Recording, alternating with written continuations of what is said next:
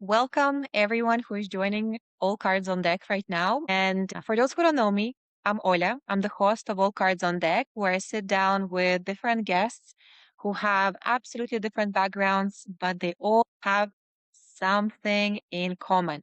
They all live their lives purposefully, filled with purpose. And I created All Cards on Deck especially for you guys who are watching right now, asking questions. Who am I? What is my purpose? What am I doing with my life? Because I really want you to get inspired by stories of real people with their ups, with their downs, and understand that if they were able to achieve whatever they achieved, you can also do that by taking steps and taking action, of course. And All Cards on Deck also has a little twist at the end. I mean, it's called All Cards on Deck for a reason. We're actually playing cards at the end. They're called We Are Not Really Strangers. And these cards, they have random personal questions on them. We have no idea what's going to pop up. And this is how we are bringing a bit more fun into the conversation and also getting to know our guests from a different angle beyond purpose. And today's guest is Morgane. She is the founder of Equanima, and I met her here on LinkedIn. We started chatting, and then she invited for a class dev. And when I actually explored Equanima for the first time, when it was not even launched, I already fell in love with the idea. And it felt so aligned with what I already do, but it made it even more fun, even more visual. And what I love about the application is that it brings visual characters onto those things like emotions, like something that some people cannot even name. And I know also from my experience with clients, some people cannot even understand what they feel. And Equanima is a perfect tool to be able to get in touch with your emotions, your needs. And what I also love about this app is that it not only gives you self-awareness of what is your emotion, what is your need, but also gives you tips on what to do about it, right? Self-awareness is one thing. The action, what to do about it is the next very, very important thing. And I think we're gonna talk even more about it today. Morgane will explain about Equanima deeply and how it can help, what inspired the work. And even that's going to be something that we've never done on All Cards on Deck. She'll share her screen and show a bit of Equanima so you'll be able to meet the characters inside the application. So welcome, Morgane. So super happy to have you here today and have this conversation. Sure. Thank you for the invitation. Always. Beautiful. So let's dive into the question. The first question that I ask everyone on All Cards on Deck is, who are you? Yeah. So I come from background in educational design and user experience design. Consider myself a very perseverant, determined person, especially into my goals. And I would consider myself an visual organizer. I love organizing things visually so that they become more intuitively. And I've spent my life around that mission. And it's one of the things that made me smile and feel satisfied. This is so nice. Did you straight away find what you love, creating those and organizing things through visual design, or you were doing something else before that?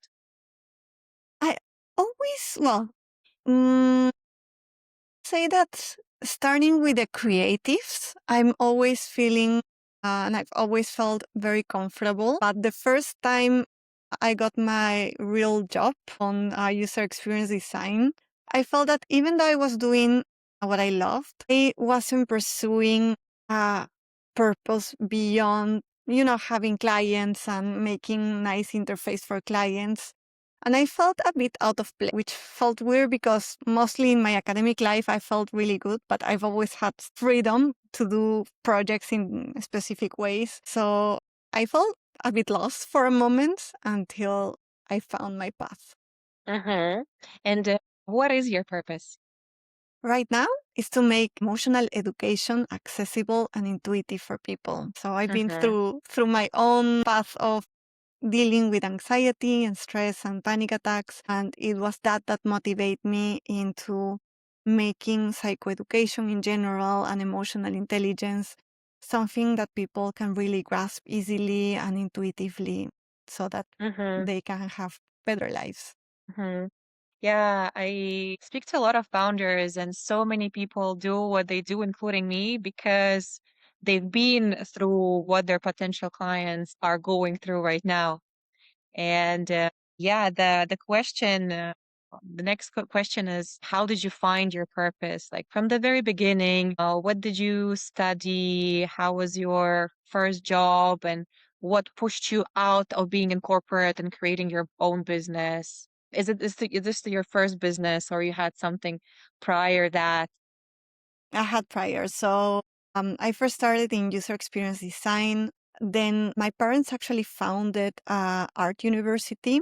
So after my experience there, I went working with them and I work very closely on education. I designed the educational platforms there, the e-learning modules, this time all around art and design, Mm-hmm. which was a very gratifying experience, also to be able to see from the business side what it entails to have an educational university in this case. So this was my experience along not only seeing the type of products, but also seeing how the business works, which Mm-hmm. then led me to create a user experience agency where we also did a user experience design, educational products for people. And in that case, we have specific clients. And working with clients in an entrepreneurial way was really much better than, at least for me, working for a company. But I still didn't do some projects that I was really passionate about.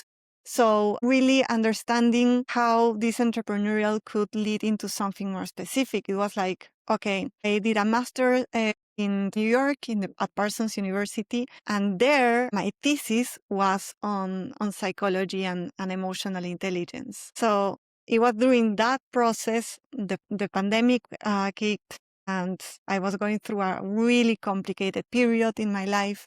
I was really lucky to be referred to a therapist, actually a trauma therapist. I've been in therapy all my life almost, but it was the kind Mm-hmm. of therapy that, they ask you questions and you try to answer. This one was totally different. She taught me psychoeducation. She was like, this is your body, this is your brain, this is what goes when you have a traumatic experience, this is what it entails in your behavior. These are the categories of responses that you could have. I've never learned something like this. And when I learned this, all of like my reactions made sense. So I passed from self-critical behavior, like, why do you still do this and do that behavior? You know better, to Mm-hmm. I understand where those behaviors are coming from. But then I thought I had to be that lucky to find a therapist that actually had this way of teaching psychoeducation to learn this. Why can we make this learning available for more people? Because it's so critical. Unfortunately, many people go through trauma and they don't even know about that. So I think that was my motivation, my own struggle, and saying like, we should make this more accessible. Mm-hmm. So it was a combination of your studies, then at the same time, that therapist came into your life, and then the idea was born. I love the synchronicity of life, you know, how things happened in a sequence and happened at the same time for you to create this idea and to also be supported by the knowledge that you've received during your thesis. Yeah.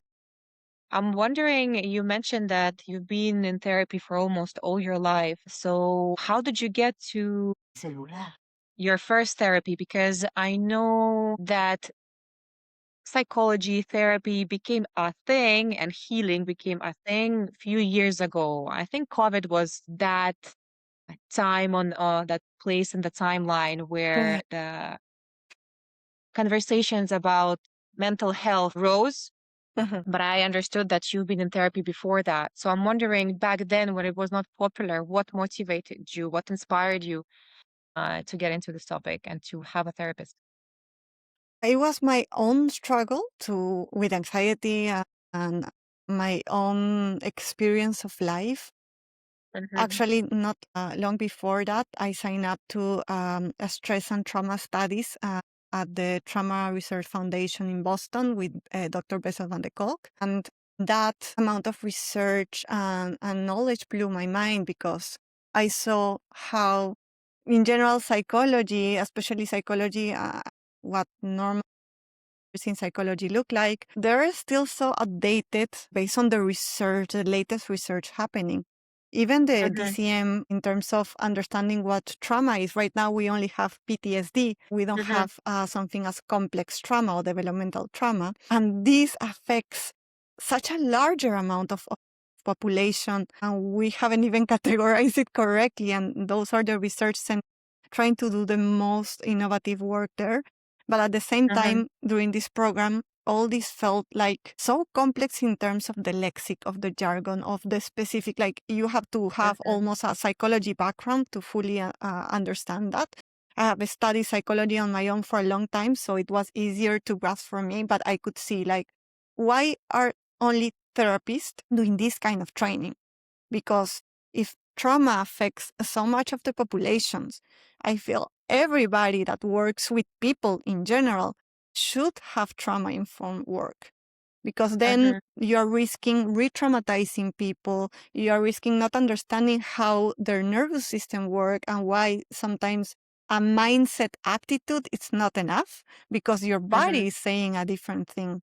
So after doing mhm, that, it's like, okay, why don't we do a program that not only tailors psychologists, but also coaches, educators, people that are in caring professions into understanding emotional intelligence in a deeper way with the most innovative theories in emotional intelligence coaching and in general psychology, and being trauma informed so that they understand what happens to the body, but also have mhm. clear boundaries in their work so they don't overstep and they know when to refer to a trauma therapist and what to do and how.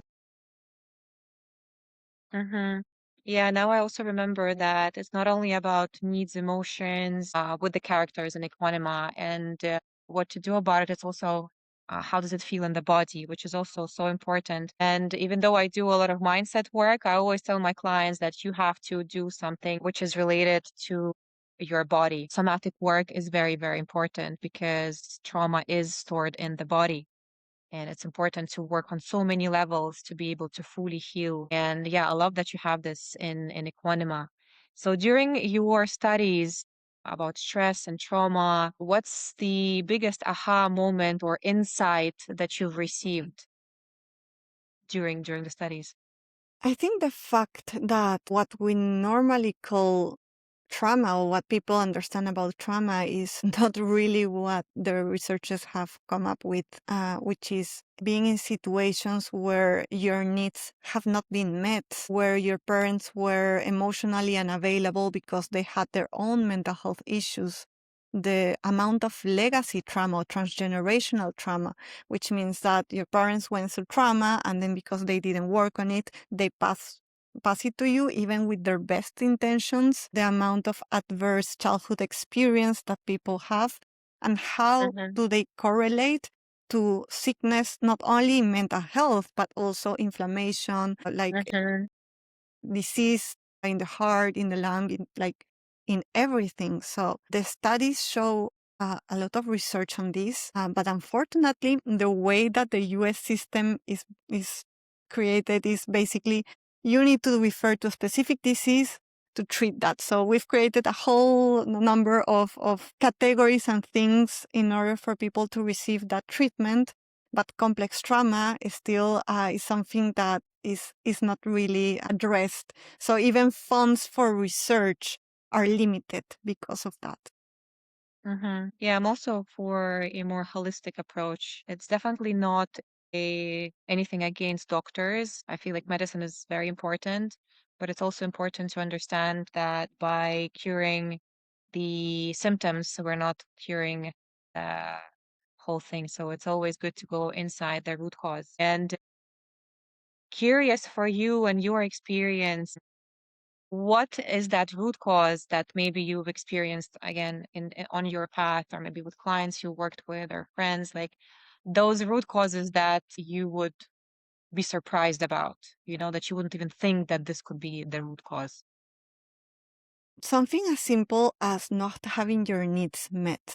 So being in my case, it was basically being a family where other people's needs were more important. In my case, there was a lot of verbal aggression. So it felt like anger for me was not a safe emotion. So I would shortcut anger with anxiety.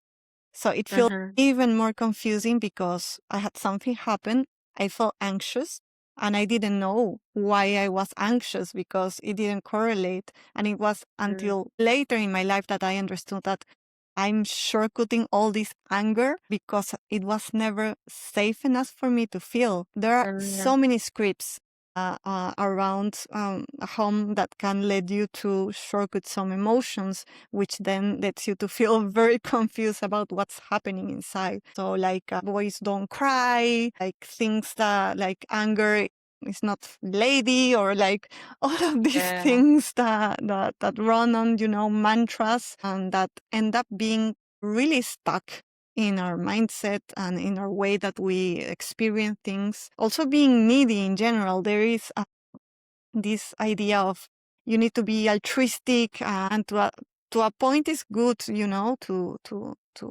give, but to at some point you need to also understand what your needs are. Many people are really disconnected from their needs because they never had that question, like, what do you need? I agree with you.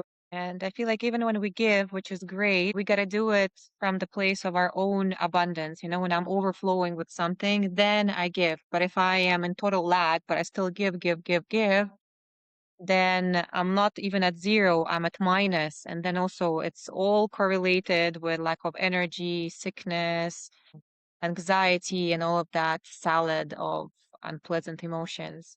And I can also relate to your story about anger.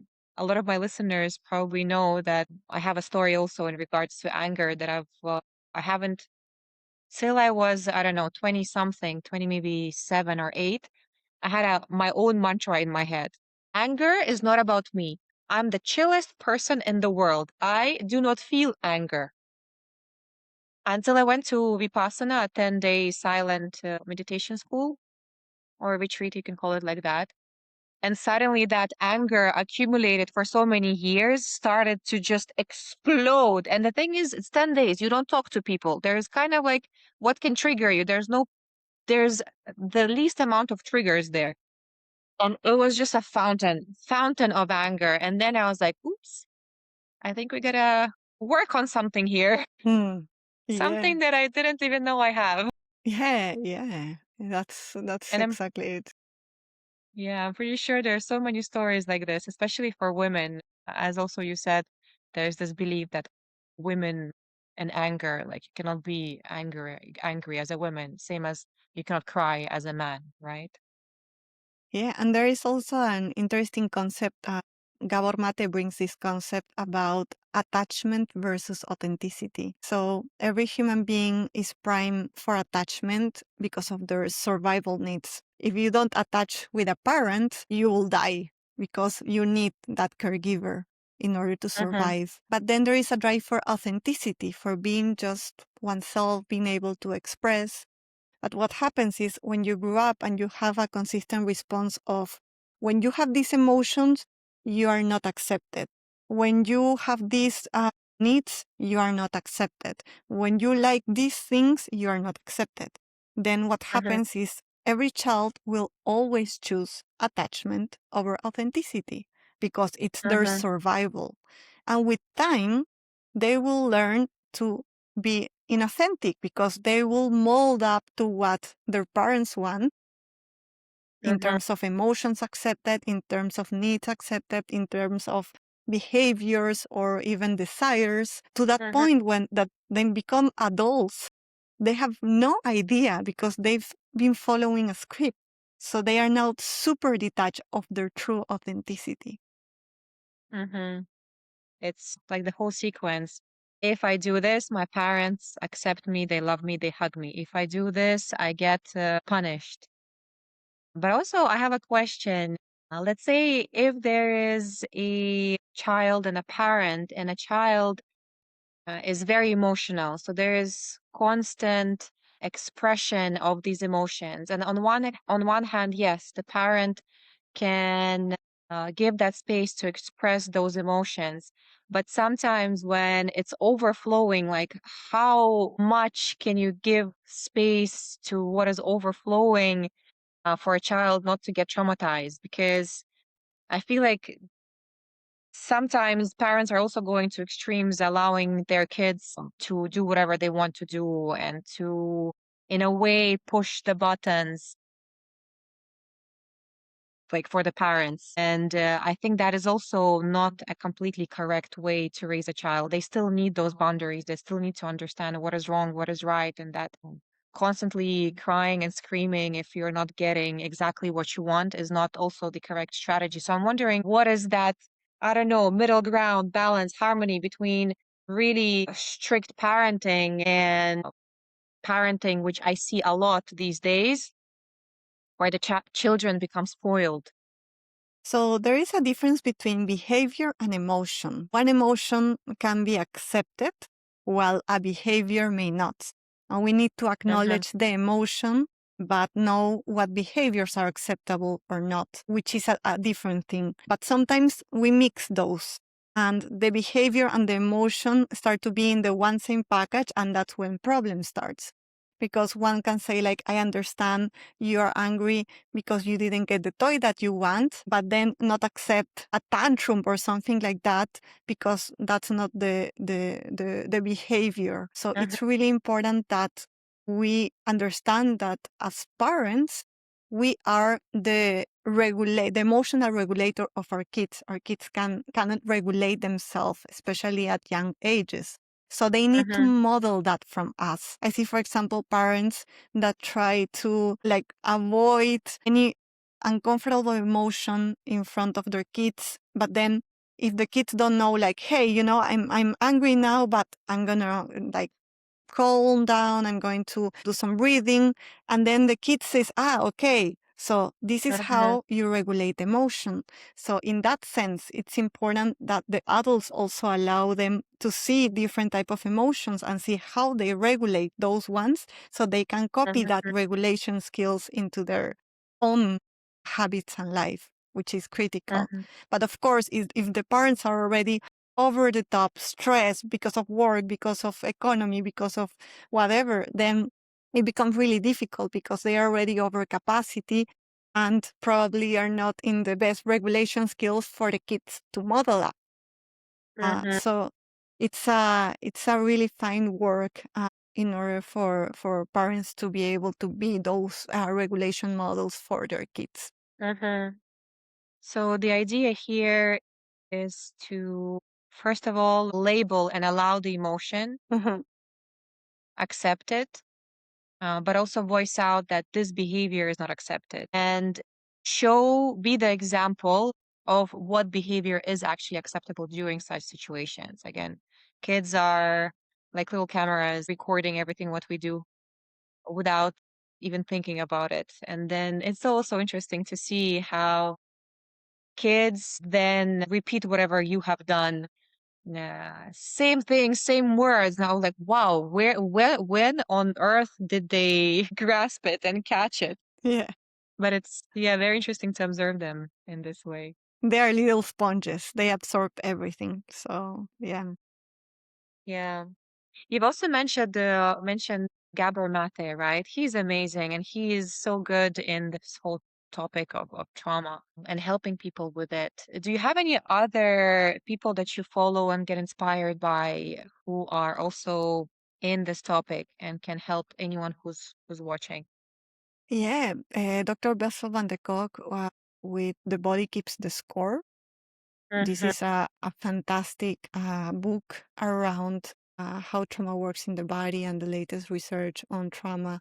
Janina Fisher is also quite a relevant one with the fragmented self trauma survivors. That's also really good. On Gabor Mate, I will recommend Myth of Normal. It goes really understanding how our society is now geared towards mental health illness because of the things that they promote, and then treat that as the problem. So if you have a mental health issue, you are the problem, but you are not seeing everything in context. I would say those three have been the more relevant for Equanima and the work that we follow. Thank you for sharing.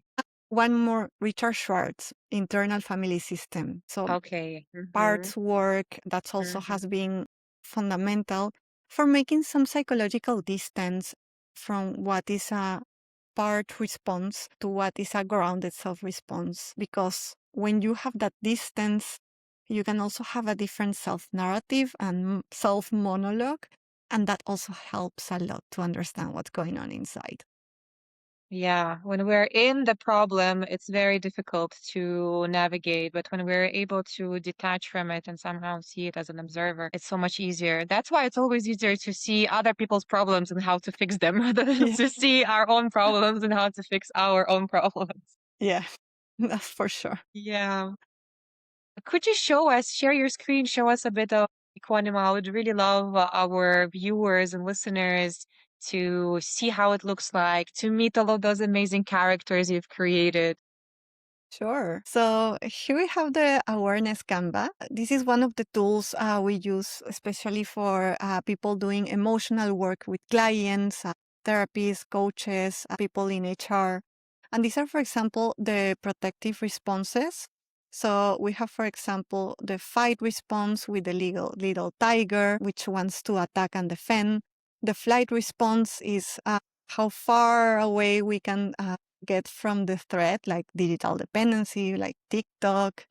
Then we have the freeze response with the little deer, decision paralysis, going blank. We have the submit response with the bunny. It's people pleasing, difficulty saying no, self sacrificing.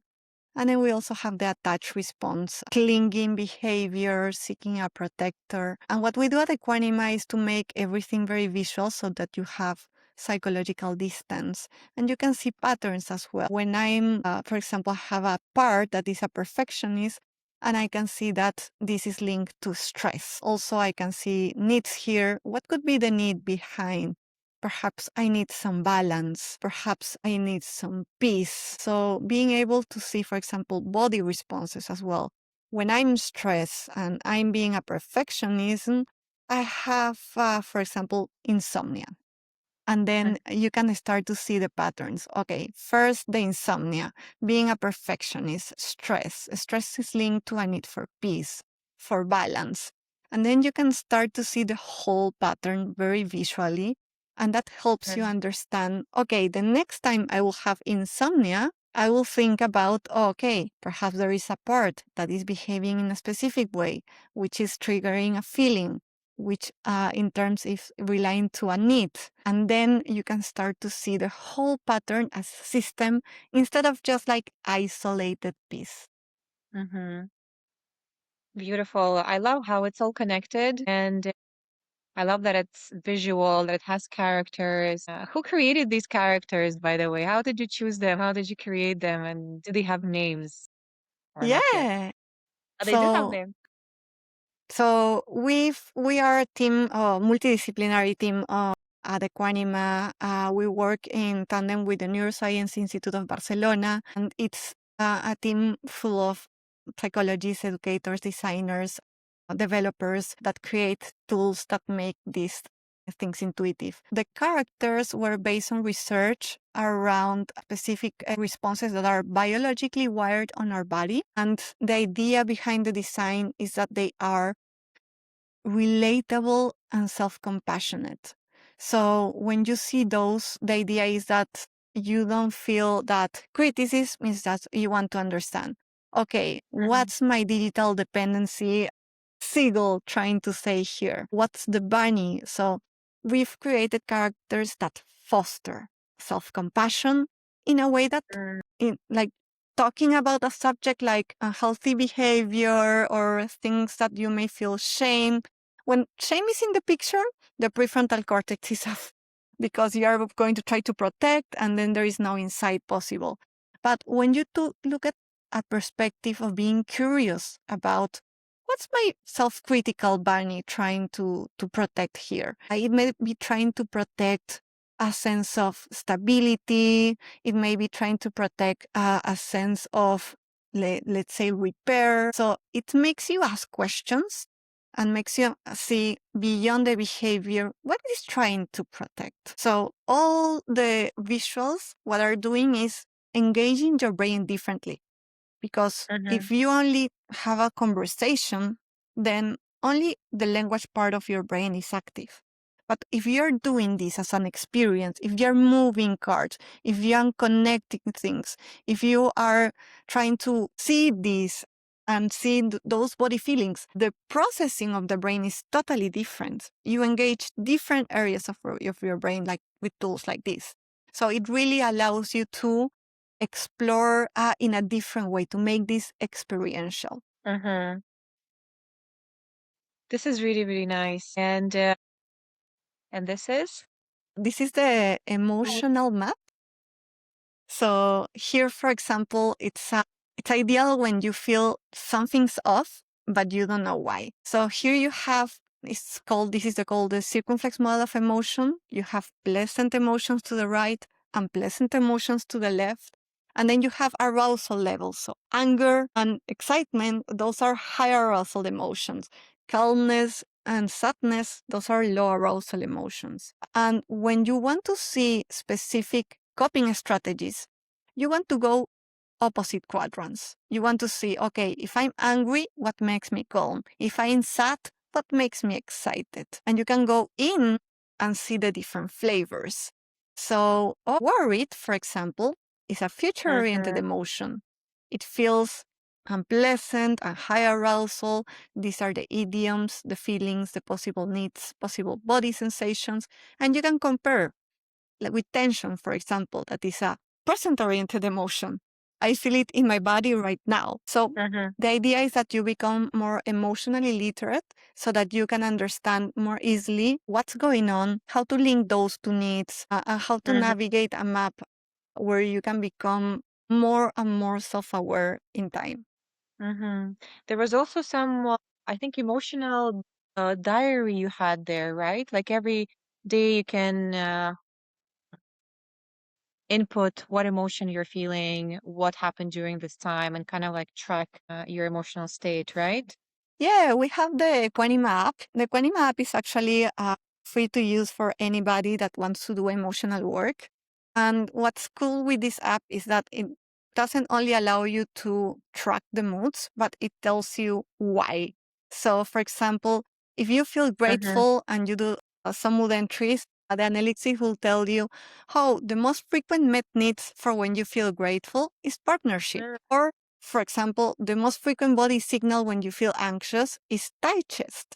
So you can start to see patterns over time. You still have the quadrant breakdown, so you can see what's the opposite quadrants and what things are influencing each quadrant, and understand why behind the emotion and also what you can do. It's not the same if you feel anxious because you needed support or because you needed emotional stability. So if you needed support, it can tell you what are small steps that you can have right now to get that need met today. So people normally think about strategies. It's like, if I get that promotion, if that person behaves like this, if these other things happen, but they don't think as needs. What's the need behind? What's the need behind wanting a promotion? Maybe I want to feel competent. Maybe I want to feel accepted. Maybe I want to think that I'm praised. So it's different. And each need could have different strategies. If we only stick to one, then we are losing the capacity of seeing perhaps even that strategy is not even good for that need. But if you don't understand the need behind, then it's really, really difficult to be able to come up with the best path to overcome that. So the how to fulfill the need is also suggested by the application, right? Yes, exactly. You can put something as ethereal like, I had a fight with my boss and I feel terrible. I haven't even said an emotion there, but the app will allow you to suggest, maybe you feel frustrated, maybe you feel disappointed, and then you can select which is the actual emotion, which are the needs. It will suggest some needs, it will suggest some body signals, And then it's make it easier for you to understand what's happening in this situation, and then you can track those or on time and see what are the trends there. I'm curious also, what are the suggestions for fulfilling those needs? Because as you mentioned, those to fulfill the need of, let's say, significance, I need to be promoted or I need someone to do something. This is all external and not very, like, I am not 100% in control of these things, but I'm wondering if the suggestions that the application is giving, is it then related to what is it in my control that I can do right now to fulfill this need myself without needing to wait until I'm promoted or and wait till Definitely. someone does something for me? Definitely. All those are in your control. So we can get really creative with what are different ways to get that need met. And sometimes it feels like we need a big change, but in reality, we need baby steps. And as long as we are moving towards that direction, we can already feel some relief. So perhaps for somebody, for example, asking for support, the first step is just to map out who are the people that could be there for support, and being able to then see what are the perhaps the beliefs that are refraining someone from asking for support. So those are like little things like that that we don't tend to think about, that could make, little steps towards getting that need met and being able to do something in the moment without needing to rely from external situations in order for you to be able to fulfill that. Nice. It's kind of like a self-reflection. What resources do I have right now around me to support me? And coming back to the conversation about the characters, I wanted to make a comment there that it's very, because you mentioned it's very easy to be not aware, but constantly talk bad about yourself. Like, I did this wrong, I did that wrong. And you've also mentioned that these were created to push on the compassion Yeah. buttons for the Yeah. clients. They're really so cute. Like, it's very hard to be upset on them or be angry at them and yeah, like it triggers really nice emotions, and compassion is definitely one of them when you look at these characters. One of the things we all always see in workshops, sometimes people say like, oh, are really people opening up about this? Whenever we lay out the cards and people come to them, the most typical question is, can I choose more than one? It's like people are drawn to them, and that's amazing because they are in the right mental place to actually be curious about what's going on, instead of just, let's talk about your compulsive eating, and people are, oh my god, like shame, guilt, so much, so many things. But looking at these characters is letting your nervous system relax Yes. and making that enabling for your prefrontal cortex to be online, so that you can actually think about these behaviors in a different way. You can put some psychological distance, because some of these things, some people relate them to the personalities. Like, no, I'm the perfectionist one, or I'm the hypervigilant one. And when you relate a stress response with your personality, whenever you're trying to look at this stress response, you are challenging identity, which then makes people get very defensive because, hey, you're challenging my identity.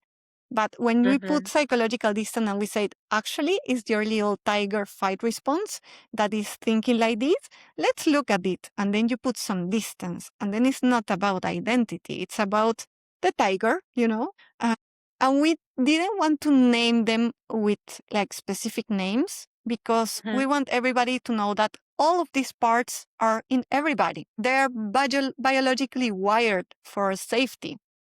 So everybody got in them a little fight, a little flight, a little freeze.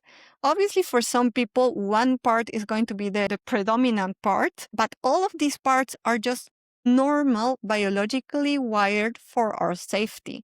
So there is nothing to be ashamed of here. There is just understanding about how these work, which is the pattern that's affects me most when I'm stressed. And once I have that, perhaps the first time is like, I'm going to go through that reactive response. And 1 hour later, I'm going to think, oh, that was my tiger there. But then next Mm-hmm. week, you're going to catch yourself in the middle of the response, like, oh my God, I'm in a tiger mode.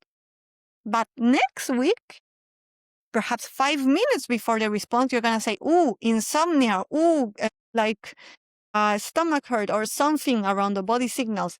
These are signaling that my fight response is coming in. I can choose Mm-hmm. now. I can say, perhaps I want a different response here. And that's the beauty of it. Yeah, this is really, really beautiful. First of all, the person is more aware of what they're feeling. And with repetition, it's again not about only awareness, but actually taking action and knowing what to do next. How do I want to also respond? How can I tame my tiger when it's active? And it's really also nice that when people are using the system, the awareness and the response time becomes less and less and less and less and less. So they are more in control of what they're feeling. And it's interesting Yeah. that you use the word tame because so Mm, many people, I've seen different models. For example, the positive intelligence model talks about it as saboteurs. And we talk a lot mhm, about removing them or eliminate them. But it's very important, and this goes back to internal family system and parts work, that this is not about eliminating them. This is about understanding them first, understanding mhm, what they're trying to protect, being curious, meeting that part with openness in order for that part to feel comfortable. It's like you're driving the car of your life. You're Ola, you are an adult, you're driving, and then you have Ola, 4 years old, next to you on the co-pilot mhm, seat.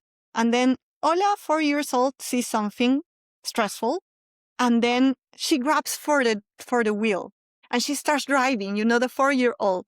And if you're not aware, like that's gonna happen all your life. Something stressful come and your response program from 4 years old, 5-year old, 6-year old will take the charge, will direct your life, and you're like just there. But knowing this, it allows you to say, I understand why this might, trigger you. I'm here. I'm going to take care of you. It's a relationship because this part is not necessarily going to go away. It's going to be there, but it's not the one taking the driving wheel of your life. mhm. Yeah, that part. Usually those parts just need a big hug and some Exactly. attention. That's pretty Exactly. much it.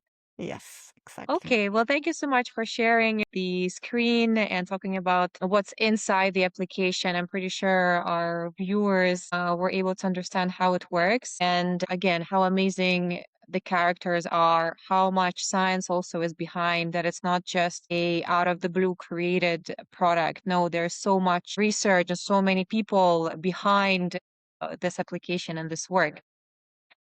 Moving to the questions, what were the challenges that you faced when you found your purpose? Because I know that purpose and living in this way, following your passion, following your dream, is not only butterflies and rainbows and unicorns, it also has its challenges. So I'm wondering what challenges did you face along the way? I think the most important challenge in general in taking a career in entrepreneurship is building a community around your business that also follows your vision.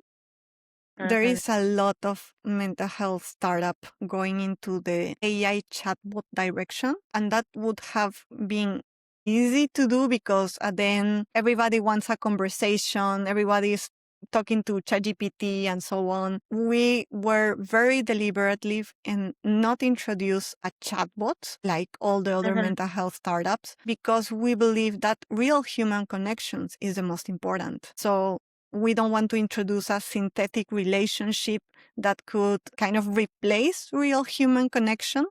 Instead, we use AI for people to know the language they need to go to the real relationships in their life and be able to talk about the important things they need to talk. So it's about, okay, but obviously in terms of a business, in terms of investment, it's like, why you're not doing this? Everybody's doing it. And it's like commitment to our values. It's like, we are not building a synthetic relationship here. Even if Mm, everybody else is doing it, we have a conviction. Relationships are proven in all research the number one factor of happiness in life.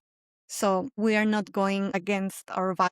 And that's something hard because then perhaps you don't have that amount of access to investors, to resources, because you are just following a different direction. So staying committed to those values has been a really tough part of the game. mm-hmm.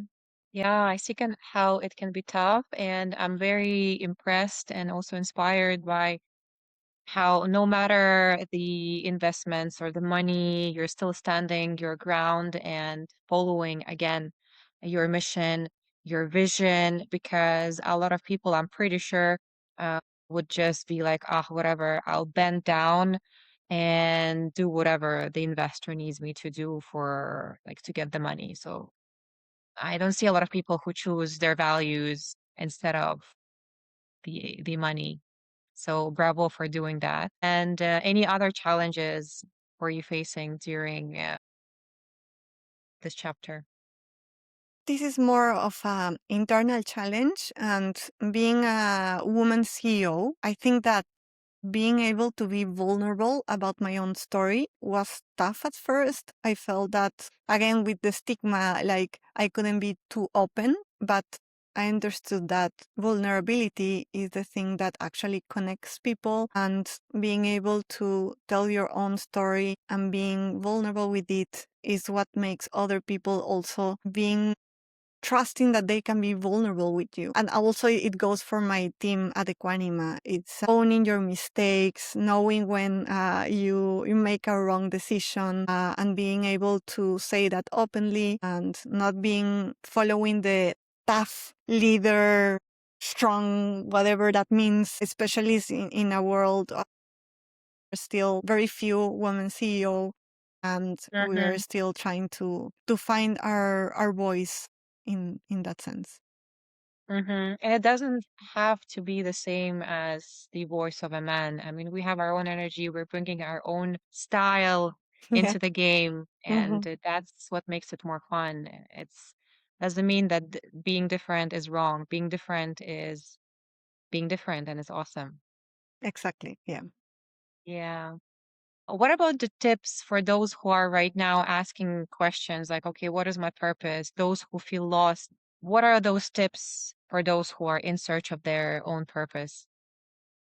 Say something that I hear often, and this is one of the importance of emotional granularity, is to not confuse comfort with fulfillment or with happiness in general. I see a Mm-hmm, lot of people that say logically they have what they need, like they have a career, they have a salary, they have, a role, and they feel comfortable with that. mm-hmm, But at the same time, they feel it's not enough. And some people said like, oh, I should be more grateful, for what I mm-hmm, have instead of complaining. And and again, I think that's the wrong point of view, because when you feel something in your body, it's not a matter of feeling grateful or not. It's a matter of my body is my first compass, and it's telling me that there is an emptiness there, that there is something that's still not working. And even though I feel comfortable, it may be good to be a little uncomfortable sometimes to find real fulfillment there. So mm-hmm, making that distinction, I think it's very useful. mm-hmm. Yes, your words to the God's ears because see a lot of people in my circle and same clients are mainly those people who are very successful in the material world, but it doesn't mean that they're happy or fulfilled. And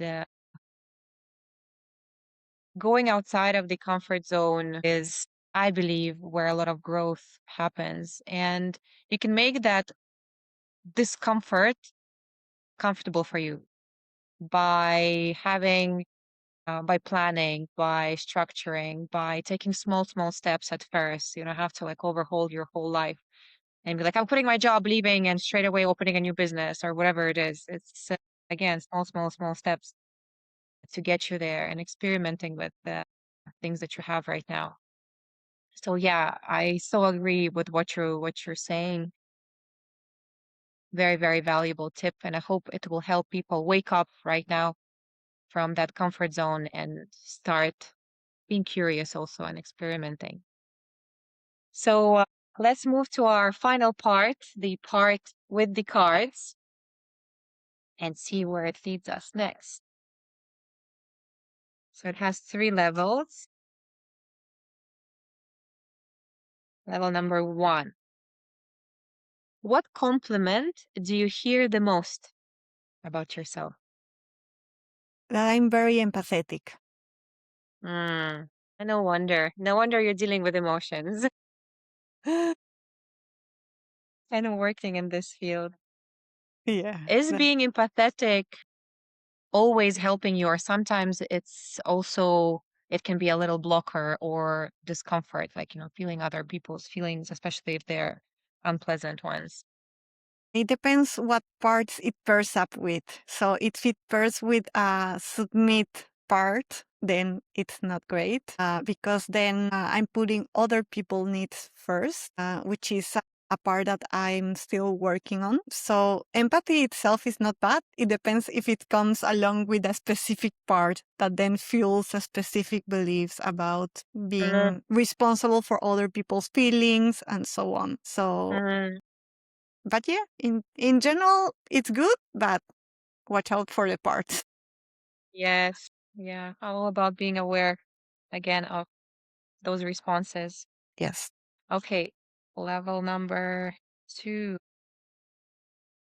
Uh, what is the most unexplainable thing that's ever happened to you? The most unexplainable thing.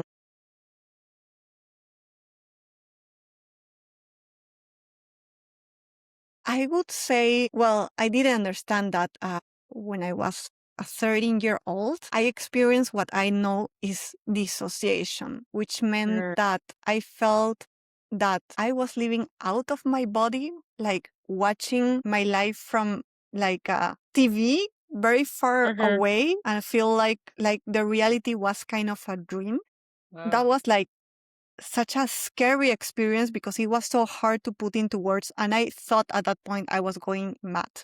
Like I couldn't explain like what was happening. It was so weird. I felt out of my body, and my parents couldn't understand it either.